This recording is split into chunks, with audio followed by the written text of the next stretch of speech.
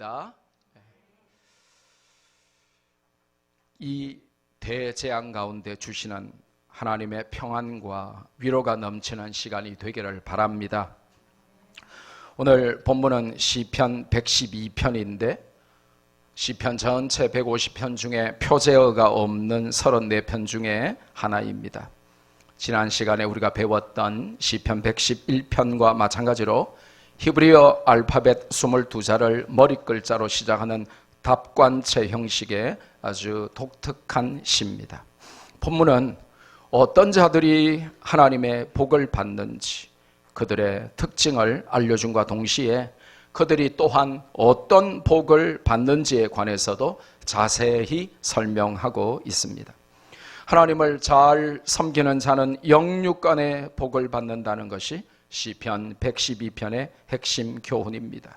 오늘 진리의 말씀을 통해서 은혜와 응답을 받는 축복의 시간이 되기를 주님의 이름으로 축원합니다.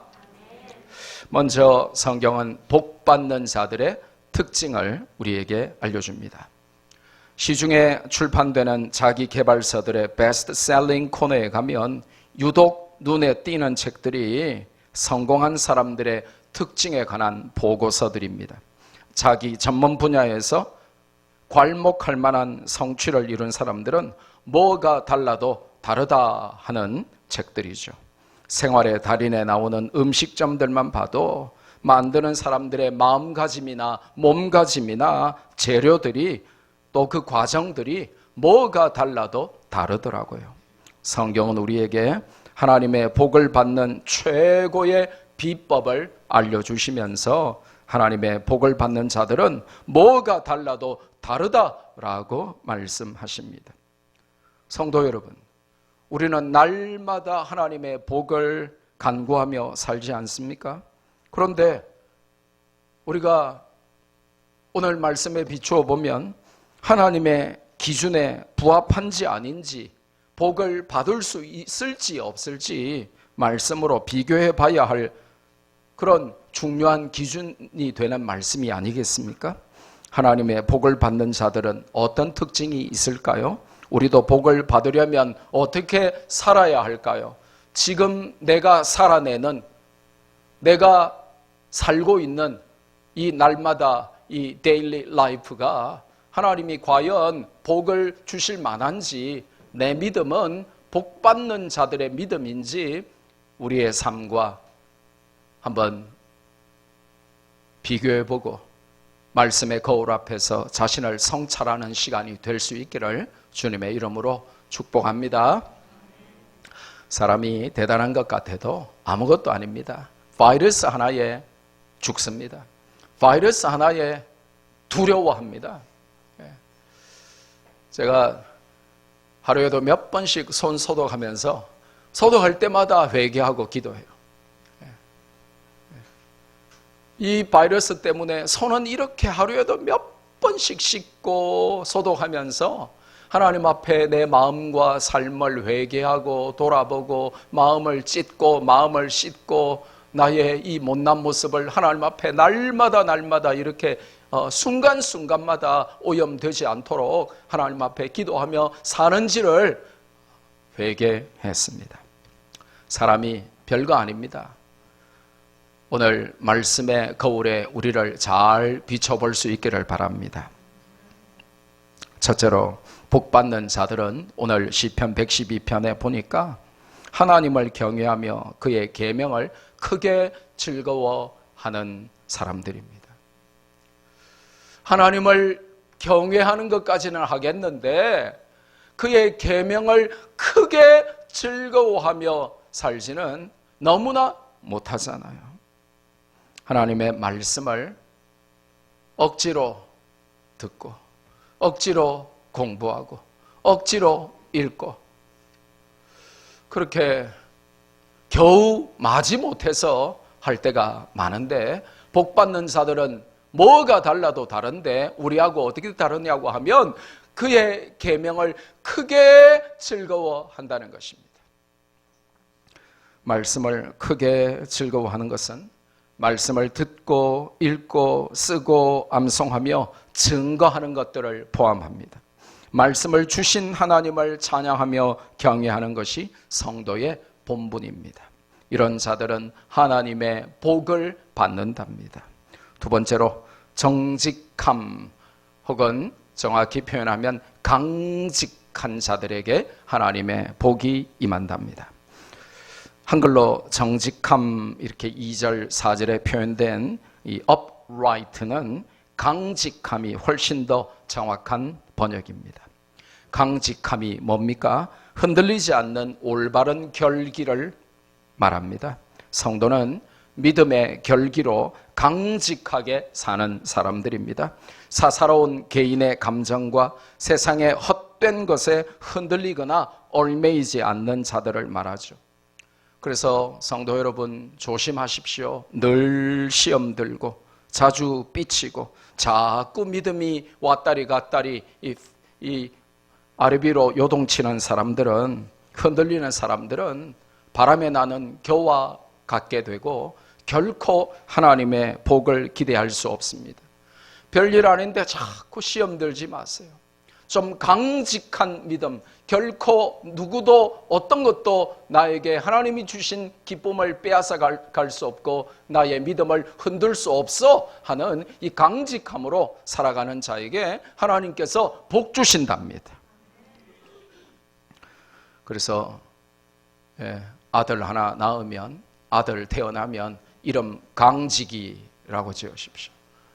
이 목사님 아시겠죠? 아들 낳으면 이름은 딱 정해놨어요. 이강직. 하나님은 흔들리지 않는 믿음의 사람을 찾으시고 복 주시겠다고 말씀하십니다.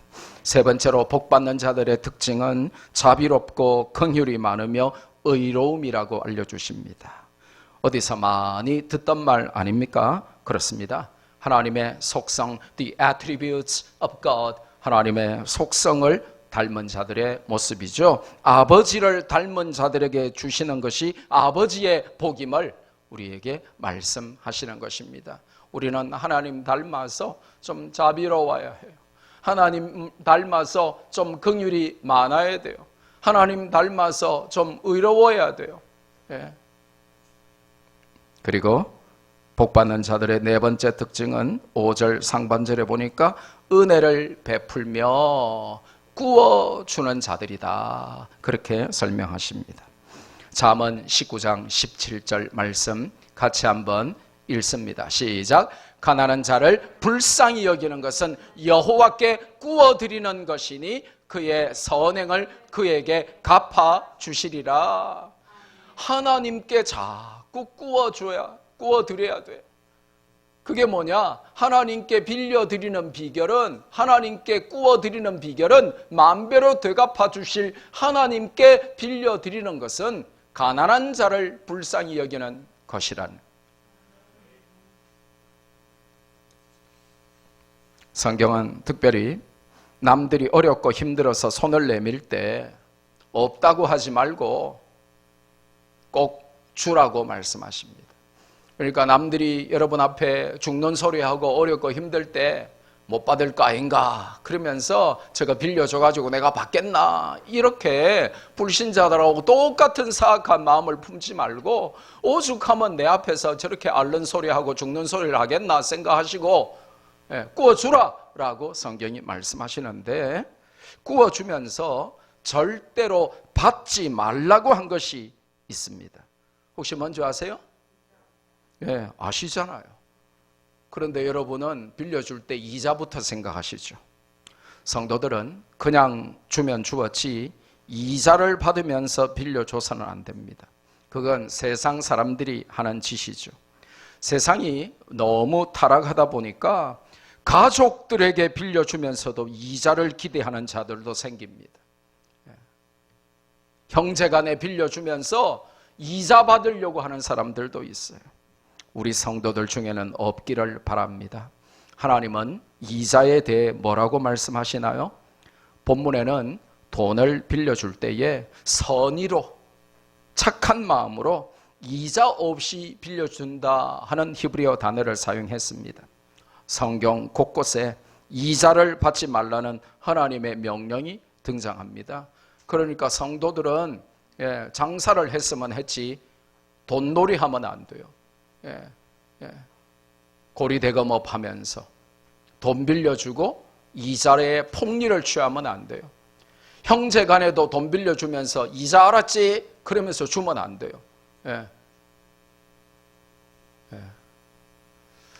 근데 그런 사람들이 너무 많아요. 성경대로 안 살아요. 출애굽기 22장 25절에 같이 읽읍시다. 내가 만일 너와 함께한 내 백성 중에서 가난한 자에게 돈을 구워주면 너는 그에게 채권자같이 하지 말며 이자를 받지 말 것이며. 신명기 23장 19절 함께 읽습니다. 내가 형제에게 구워주거든 이자를 받지 말지니 곧 돈의 이자, 식물의 이자, 이자를 낼 만한 모든 것의 이자를 받지 말 것이라. 시편 15편 5절 함께 읽습니다.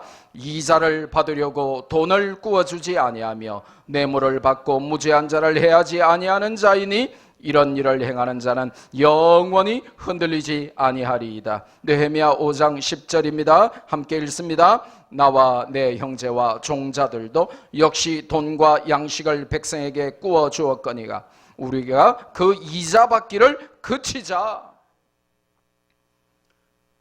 느헤미야 시대에 어렵고 힘들고 아픈 자들에게 돈을 빌려주고 고리대금업을 하나님의 백성들이 행했어요.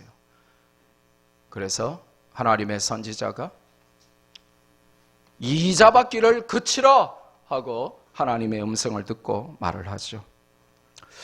여러분, 하나님의 복을 받는 자의 특징은 lend freely, 이자를 취하지 아니하고 선의로 구워주는 자,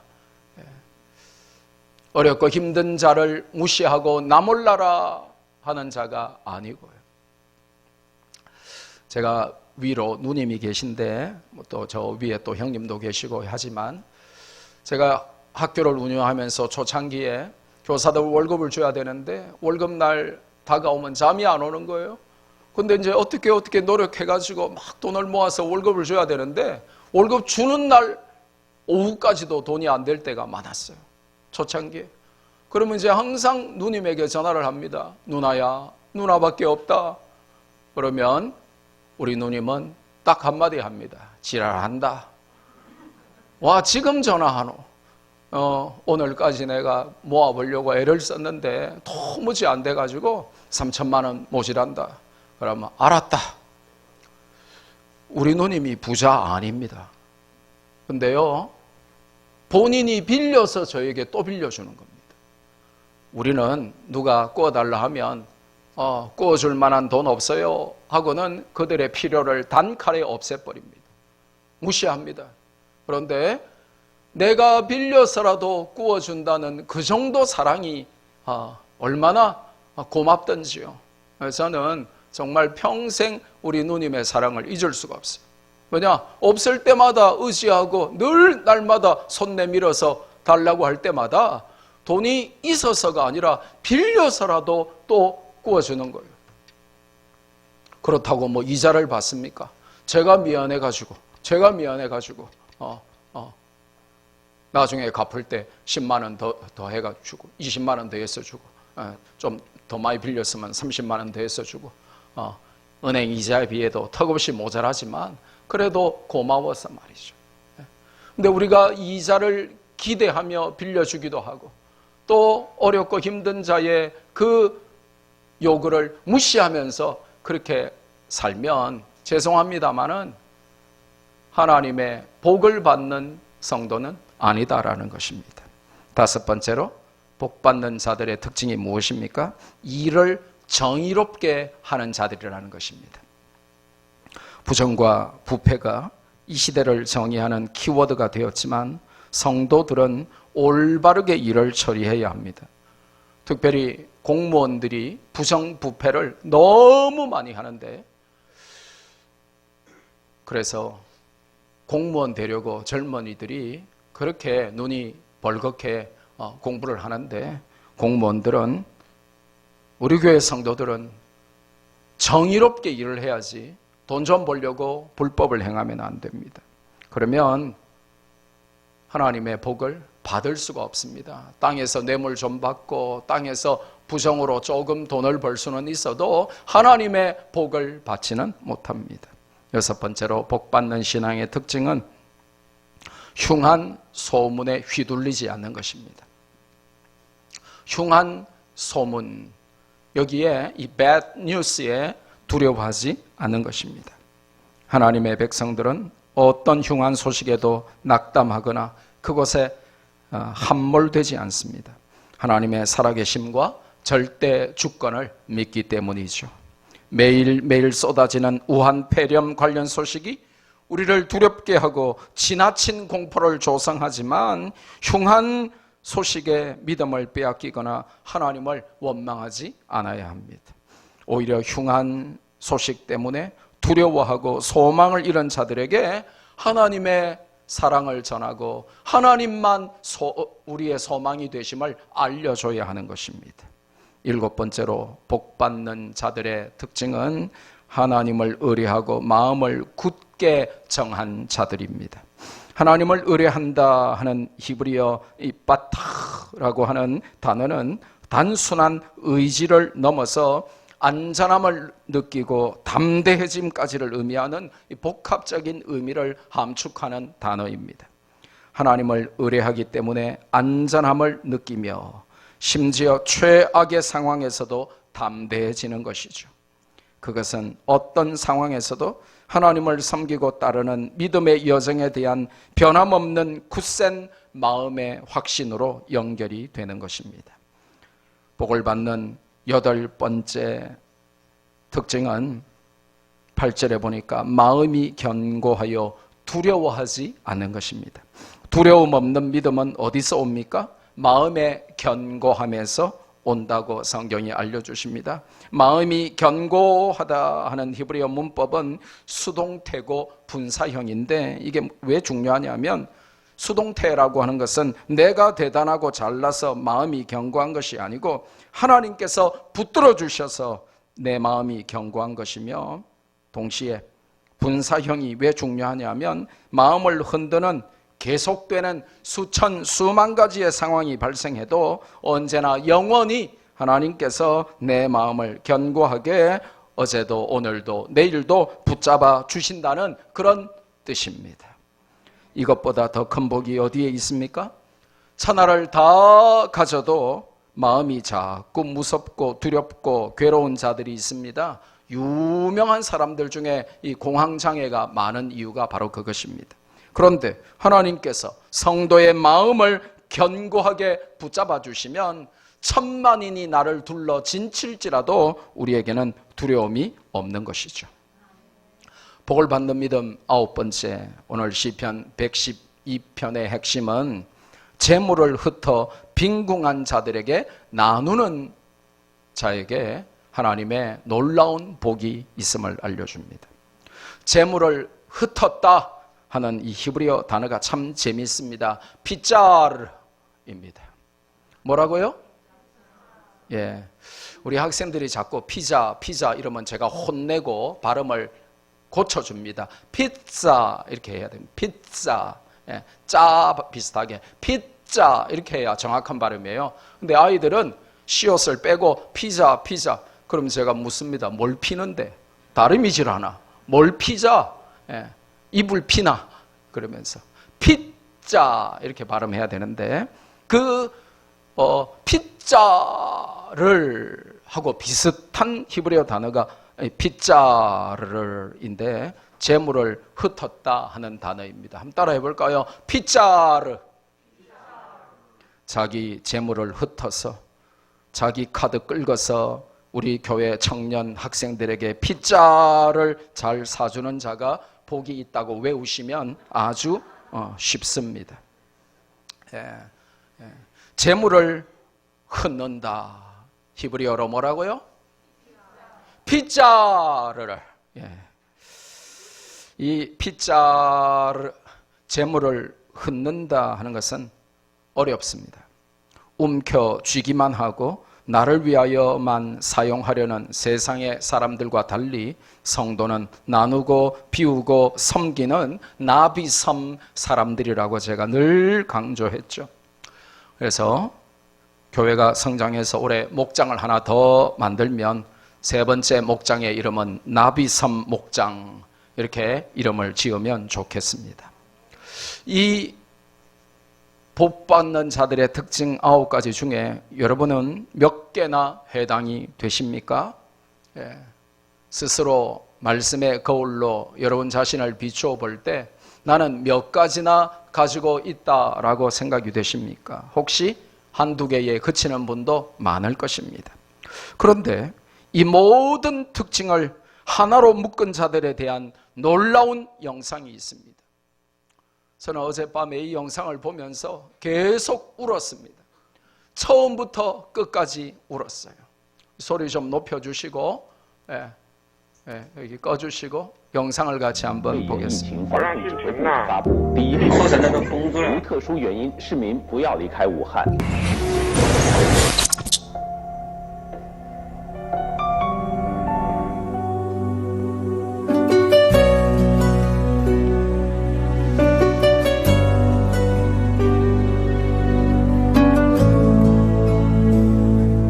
冷清的武汉大街，笼罩在灰蒙蒙之中，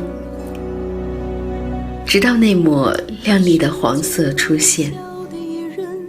他们不是医生，他们不是警察，我们叫不出他们的名字。厚重的防护服阻碍着，使我们看不清他们的脸庞。从来都没有想过，口罩有一天会成为武汉的救命稻草。哪里有口罩，哪里就有希望。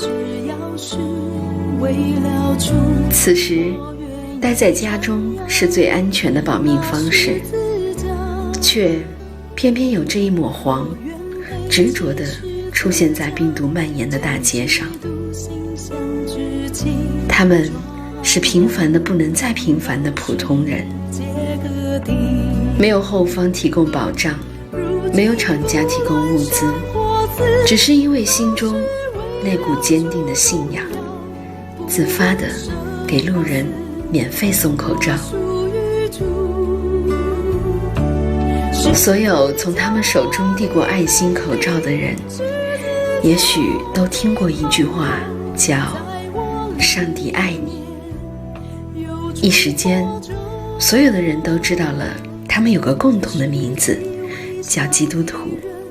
罪人中的罪魁，虽然如此，主呼召我。他们不仅仅是送口罩，更是告诉那些不安的人，神爱他们，神救他们，所有信神的人都能得着真平安。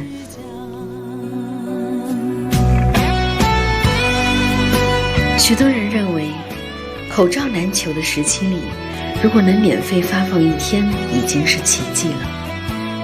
而更大的奇迹是，他们居然每天都能准时的出现，每天都给患难中的人送去口罩。上帝是他们最大的供应者，几乎每天都有全国各地的基督徒为他们提供物资。这是一支特殊的队伍，他们里有青年人，有中年人，最小的才4岁的孩子。他们是一支神圣的队伍，带着使命，常年奔波在人群中，给人们带去盼望。这不是他们第一次出征，而是无数次中的其中一次。教会的弟兄姊妹10年来坚持在街头传福音。当我们这样去遇到了一场灾难临到的时候呢，我们也仍然是保持着这样10年来人人传福音的一个习惯。但我们现在呢，就多了一个危险，所以就多了一个装备。我们就看见黄色的这样一个防护服呢，成为武汉最美丽的颜色，成为武汉这一个灰暗的人心世界里面呢，一个温暖的亮光。他们已经顾不上自己的安危，逆流而上。别人在忙着囤口罩保命，他们却在忙着送口罩救命。现在武汉经历了一场百年不遇的大灾难，大家的心情都非常的郁闷，身体也非常的危险。那么现在基督徒呢，把这些小小的口罩免费的送给大家，是给你们带来一份安慰，让你们看见这里还有上帝的爱。一群等死的患者们，好像在黑暗中看到了希望。他们就像耶稣当年接触麻风病人时一样，接触这些一般人不敢接触的绝望的病人。他们告诉他们要相信神，告诉他们在绝望中只有神能拯救他们。许多患病的人，他们弃甲归真，他们开始接受了这一份从神来的信仰，而福音就这样借着一些小小的口罩被传递出去。这支队伍，他们甚至还建立了求助热线，为所有紧缺的人无偿地送上口罩。武汉经历这么大的艰难，我们基督徒带着上帝的爱来安慰你们，将这小小的口罩免费的送给你们，表达一份上帝的爱心，上帝而来的爱心。愿上帝祝福你们，愿上帝祝福武汉平安。即使在如此人心惶惶的时刻里，他们福音的脚踪却如往常一样，甚至迈得更坚定了。他们才是风浪中的平安者，将神所赐的真平安见证在这块无处安息的土地上。在风雨中，真平安才显得珍贵；在患难中，神的军队才显得与众不同。武汉在遭遇到人意想不到的灾难的同时，意想不到，神也正在为武汉打开救恩的大门。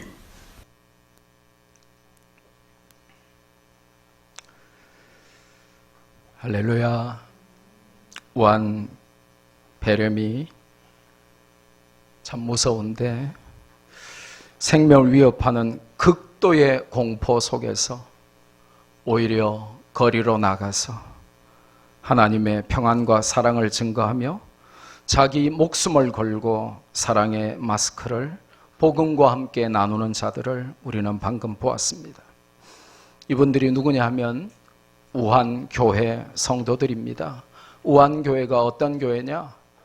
중국의 종교 핍박 시범 단지로 정해진 우한에서 가장 큰 핍박을 받고 교회 십자가를 불태워서 철거하고 담임 목사님을 구속하고 온 교회를 핍박하고 흩었던 그 교회입니다. 그 우한교회 성도들이 지금 거리에서 죽어가는 자들에게 자기 목숨을 걸고 전도하고 있습니다. 그들은 우한 폐렴을 처음 경고했다가 처벌받았으나 목숨을 걸고 사람들을 치료하다가 폐렴에 걸려서 죽은 의사 리원양 아시죠? 그 리원양이 다니는 교회의 성도들입니다. 그들은 저주와 증오의 구판을 버리지 않았습니다. 리원양 살려내라면서 복수의 시위와 미움으로 항의하지 않았습니다. 그들은 오로지 하나님의 긍휼하심을 기도하면서 최악의 상황에서 공포 가운데 죽어가는 사람들에게 하나님의 존재와 사랑과 평안을 전하고 있습니다. 마스크가 생명이고 마스크가 재산인 때에 아낌없이 마스크를 나누면서 생명의 사역을 감당하고 있습니다. 봉쇄되고 버려진 저주받은 도시인 우한에서 우한 교회 성도들은 예수님처럼 목숨을 걸고 복음을 전하고 있는 것이죠. 그들은 앞에서 열거한 복받는 자들의 9가지 특징을 모두 실천하면서 오히려 가장 공포스러운 때에, 가장 절망스러운 때에 하나님을 감동시키며 복음을 전하고 있습니다. 저는 우한 폐렴이 잠잠해지면 꼭 우한에 가보고 싶습니다. 거기 가서 그들을 껴안고 축복하며 감사하며 함께 눈물의 예배를 드리고 싶습니다. 내 형제들이여 수고했습니다. 내 자매들이여 너무나 존경스럽습니다. 죽음의 공포를 이기고 절망 가운데 있는 자들에게 목숨을 걸고 복음 전하는 당신들이야말로 진정한 그리스도인들입니다. 그들 앞에 무릎을 꿇고 그들에게 존경과 감사와 사랑을 전하고 싶습니다. 우리의 매일 기도에서 우한의 형제 자매들, 우한의 성도들을 위한 기도가 빠지지 않기를 바랍니다.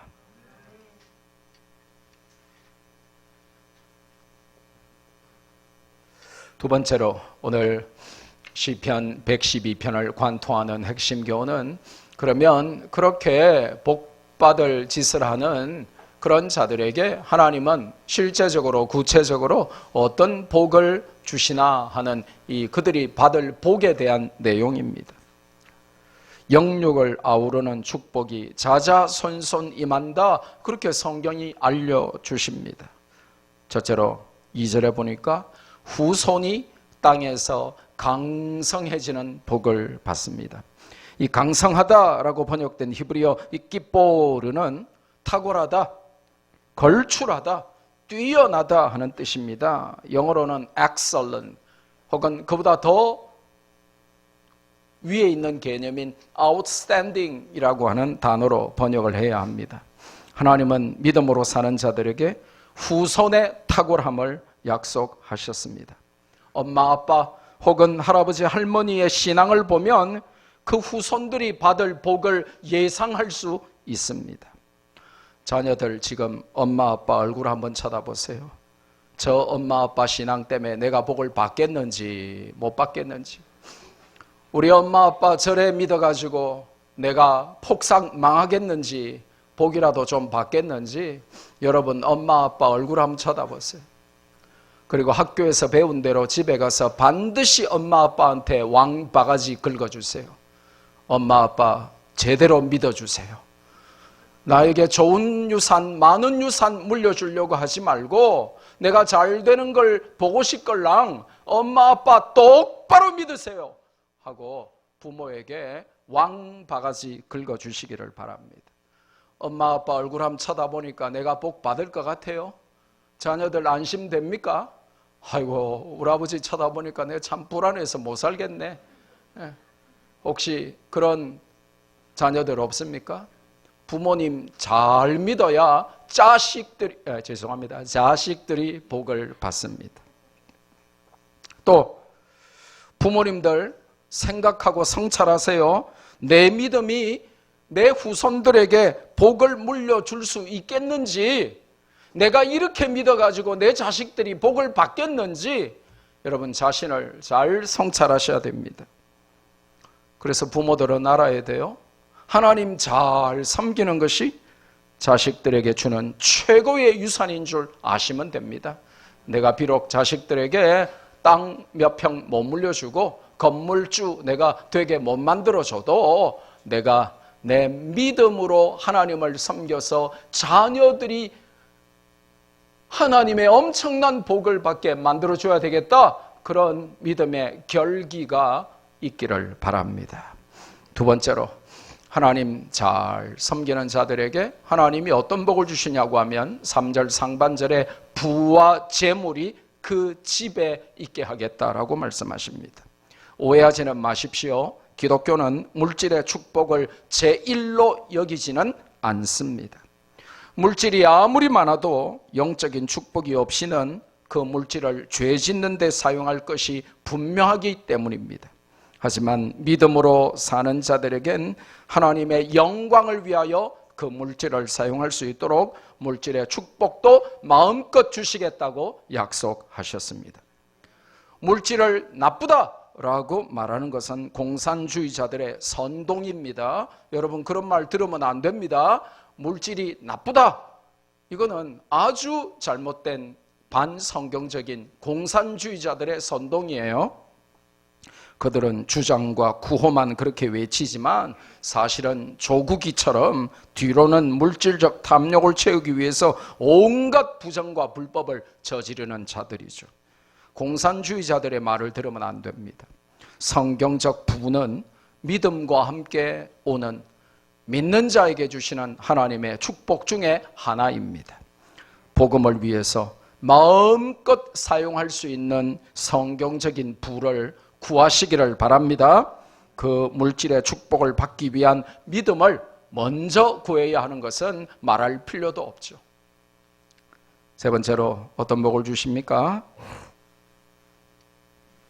그의 의가 영구히 서 있게 하십니다. 믿음으로 사는 자들은 그들이 하나님의 영광을 위해 베푼 의가 영원히 소멸되거나 잊혀지지 않도록 하나님께서 역사하십니다. 성경에 등장하는 믿음의 사람들을 수천 년이 지난 지금 현대인들이 기억하듯이 우리가 믿음으로 살면 자자손손 우리의 후대가 우리가 믿음으로 행한 일들을 영원히 기억하도록 하나님은 만드십니다. 네 번째로 믿음으로 사는 자들이 어떤 복을 받습니까? 흑암 중에 빛이 일어난다고 말씀하십니다. 애굽에 임했던 흑암 재앙 중에도 놀랍게도 이스라엘 백성들이 살았던 고센 땅에는 빛이 있었던 것처럼 이 땅에 임하는 파멸과 저주와 공포의 어둠 가운데에 믿음으로 사는 하나님의 선민들에게는 흑암 중에도 빛이 임하는 하나님의 기적이 나타날 것입니다. 여러분의 인생 가운데 깜깜하고 긴 슬픔과 불행의 터널을 통과하는 이 시대의 성도들에게 어느 날 호련히 하나님의 빛이 비치게 될 줄로 믿습니다. 그렇게 되기를 주님의 이름으로 축복합니다. 내 인생의 가장 흑 역사를 써내려가고 내 인생의 가장 어둡고 깜깜한 터널을 지난다고 생각하는 그 절망의 시기에 불면의 밤을 지새울 그때에 하나님이 위로부터 주시는 흑암 중에 내리는 하나님의 빛이 우리 인생에 비치게 될 줄로 믿습니다. 그래서 믿음의 묵묵한 행보가 중요합니다. 믿음의 중단 없는 묵묵한 행보는 답답하고 어리석어 보이지만 답답하고 어리석은 고집이 아니라 나와 가족과 대한민국을 살리는 지혜며 축복의 삶이 됩니다. 믿음은 어둠을 이깁니다. 흑암 중에 하나님의 빛이 비추기 때문입니다. 다섯 번째로 어떤 복을 받습니까? 좋은 일이 생긴다고 약속하십니다.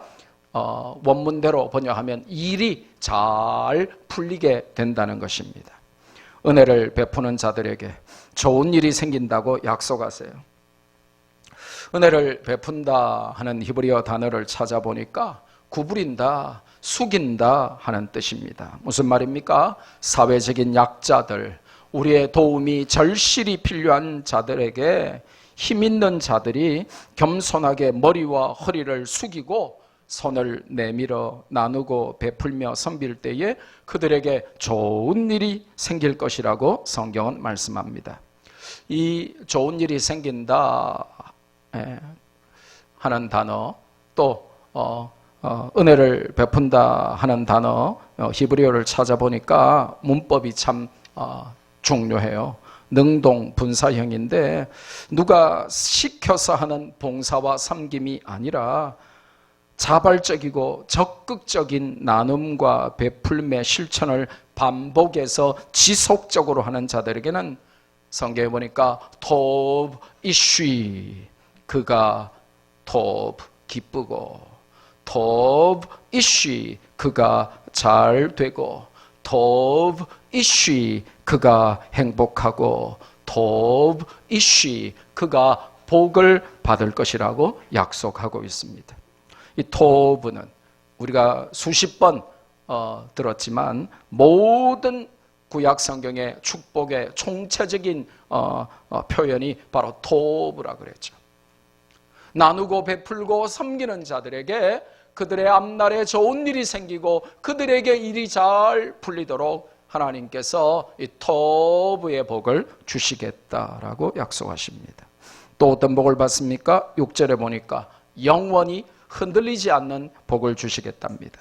영원히 흔들리지 않는다 하는 축복은 히브리어 성경을 보면 아주 중요한 문법이 등장해요. 수동태, 미완료형인데 수동태라고 하는 것은 무슨 말이냐 하면 흔들리지 않는 것이 내 능력이나 내 자질이 아니고 하나님에 의한 것이라는 뜻이고 하나님이 붙잡아 주시기 때문에 안 흔들리는 것이지 내가 잘나고 대단해서 안 흔들리는 것이 아니다 이 말이에요. 그래서 수동태고요. 미완료형이라고 하는 것은 세상이 아무리 계속해서 반복해서 나를 수천 번, 수만 번 흔들어도 하나님께서 지속적으로 영원히 내가 흔들리지 않도록 끝까지 지켜주신다는 뜻입니다. 세상은 롤러코스터입니다. 나를 무지막지하게 흔듭니다. 사람과 상황과 환경과 사건을 통해서 나를 내던지고 내 삶의 폭풍해일과 지진을 일으킵니다. 인간은 연약하여 넘어지지만 하나님은 성도를 붙드시고 요동함을 허락지 않으시겠다고 약속하십니다. 시편 55편 22절 함께 읽습니다. 시작. 내 짐을 여호와께 맡기라. 그가 너를 붙드시고 의인의 요동함을 영원히 허락하지 아니하시리로다. 아멘. 7번째로 믿음으로 사는 자에게 하나님은 어떤 복을 주십니까? 대적들이 받는 보응을 보게 된다라고 말씀하십니다. 의인은 마침내 승리 중에 대적들의 멸망을 목도하게 된다는 것입니다. 아무리 강하고 사악한 대적도 하나님의 심판을 피하거나 이길 수 없습니다. 하나님의 백성들은 비록 약해도 하나님이 강하시기 때문입니다. 나는 비록 약하지만 주 예수는 강하다. 우한 폐렴 앞에서 내 육신은 약해도 나를 보호하시는 주님은 강하시기 때문에 나는 승리한다 외칠 수 있기를 바랍니다. 나는 비록 약하나 주 예수는 강하다. 여러분 그렇게 찬송하십시오. I am weak but thou art strong. Jesus keep me from all wrong. 나는 너무너무 약해도 나를 지키시는 하나님, 나를 보호하시는 예수님이 강하셔서 내가 어떤 환난 시험 가운데서도 나는 승리한다. 그리고 나를 무너뜨리려고 하는 사악한 마귀가 하나님께 받는 심판을 내 눈으로 볼 것이다. 그렇게 고백할 수 있기를 바랍니다. 마지막으로 믿음으로 사는 자가 어떤 복을 받습니까? 10절에 보니까 나를 향한 악인의 모든 계획들이, 악인의 소원들, 악인의 욕망들이 다 자동으로 폐기되고 사라진답니다. 믿음으로 하나님을 섬기는 의인이 받는 마지막 복이 바로 악인이 받게 될 심판입니다. 악인은 의인들이 복받는 것을 보며 오늘 본문에 보니까 이를 갈고 시기 질투하지만 그들의 악한 계획들과 시도들이 자동 소멸되고 다 사라지고 만다는 것입니다. 말씀했습니다. 오늘 우리는 환난과 공포 가운데서 예배의 자리로 와서 시편 112편 말씀을 받았습니다. 오늘 말씀을 통해서 복받는 자들의 특징을 듣고 또 그들이 받는 복을 정확히 알았습니다. 우리도 하나님이 복 주실 수밖에 없는 복받는 믿음으로 살아서 그 복을 다 받고 또 많은 사람들에게 복을 나누고 그 복을 전달하는 축복의 통로가 되는 우리 말씀교회 성도들 되시기를 주님의 이름으로 축복합니다. 받은 말씀 붙들고 우리 한번 다 같이 간절히 기도합시다.